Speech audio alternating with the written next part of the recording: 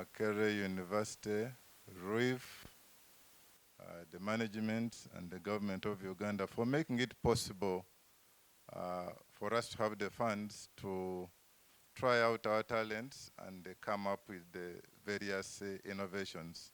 We are meant to provide solutions, especially to management, for proper, to guide in decision making.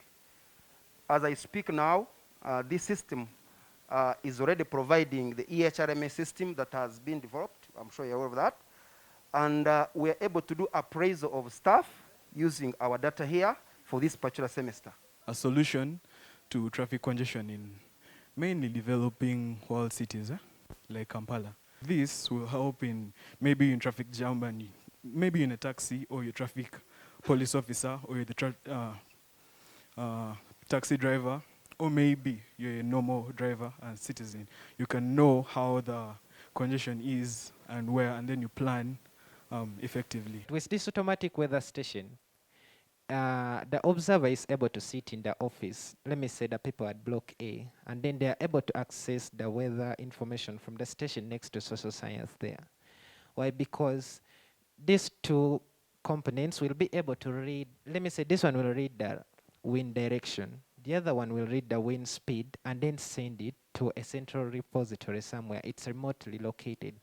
And then this one here is going to be able to read the temperature for the day and then the relative humidity, and it also be able to send it using the internet connection. And then this one will help us to record the rainfall amount for each and every day and also send it. And then the soil moisture and then the soil temperature, all those values, all those parameters will be able to be read remotely. And it's a project for WIMEA ICT, headed by Dr. Julian Sansel team, who is the project investigator. And I'm happy to be part of it. In the morning when you're going to office or anywhere, you find boda riders who always burn their bikes because they have no fuel in the tanks and need a refuel. So we look at that problem and we're like, how can we solve this issue? So what we do, we simply lend them fuel, and then we give them some time, 2 days, then they pay back the fuel, they pay back what we have lent them, then we can lend more to other riders. Our day-to-day activities involve developing these kind of monitors. We deploy them.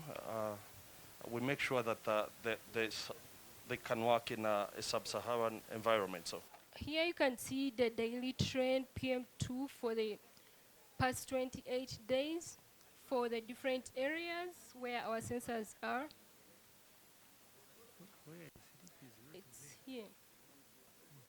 Crane Cloud is a cloud service project that basically works with different cloud service providers, but importantly to keep content local. So data is stored here in Uganda, processing can be done from any part of the world. The objective of this fund, because you have to know what you're measuring, is to increase the local generation of translatable research and scalable innovations that address key gaps required to drive Uganda's development agenda, especially the unfunded priorities. That's the focus. Our future as a country is bright than ever before, because when you look at the cloud application, that is an advancement to our country. Because before, previously, like you've heard, we've been storing our information and applications somewhere else. But if we have developers mentored by our own professors, it means that the future is bright. So I want to congratulate the developers, the innovators for the wonderful work done. And I believe this is going to be a source of employment that will not, again, begin looking for employment. Once you've developed products, the next thing is probably to market our products and have customers who can utilize the products done by our own.